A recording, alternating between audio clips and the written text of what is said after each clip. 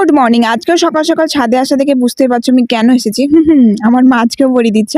আজকে আমাদের ছাদে দিচ্ছে না, পাশের বাড়ির বৌদির ছাদে দিচ্ছে। আজকে মা বাড়িতে মটরের শাক রান্না করবে। মটর শাকটা আমার খেতে খুব ভালো লাগে, বাট মটরের শাকটা পরিমাণটা কম হয়েছে, সেজন্য তার সাথে পালং শাক, ছোলার শাক সব মিশিয়ে রান্না করবে। আর সাথে একটা বেগুনও হয়েছিল, সেটাও নিয়ে নিলাম। শাক তোলা কমপ্লিট, চলো আপাতত ব্রেকফাস্টটা করে নিই। আর আজকের ব্রেকফাস্টের মেনুটা একটু অন্য রকমের ছিল, বাট মাঝে মাঝে একটু আলাদা খেতে ভালোও লাগে। সব কাজকর্ম করে আমি রেডি হয়ে চলে এসেছি। আজকে দ্বিতীয় দিন দিদিকে স্কুটি চালানো শিখাবো। তো প্রথমে আমরা চলে আসি স্কোয়ারে। তো আমি দিদিকে বললাম তুই একা একাই চালানো মোটামুটি শিখেছে, বাট রাস্তায় চালাতে একটু ভয় পাচ্ছে, সেজন্য মাঠে নিয়ে এলাম। প্রথমে ব্যায়ামে গেছিলাম, ব্যায়ামে দেখলাম বন্ধ সব দিক দিয়ে রাস্তার জন্য স্কোয়ারে আসলাম। স্কোয়ারে তো মেলা বসেছে, তো ও একা তো গাড়ি চালাচ্ছিল, আমি ভাবলাম একটু মেলাটা ঘুরেই নি। মেলা ঘুরে নিয়ে আমি বসেই ছিলাম গাছের তলায়। আর ওই যে দূরে দেখো গাড়ি চালাচ্ছে। তো ওর গাড়ি চালানো কমপ্লিট। এখন যাবো রুহির স্কুলে। রুহির ছুটি হলে আমরা রুহিকে নিয়ে একদম বাড়ি যাবো।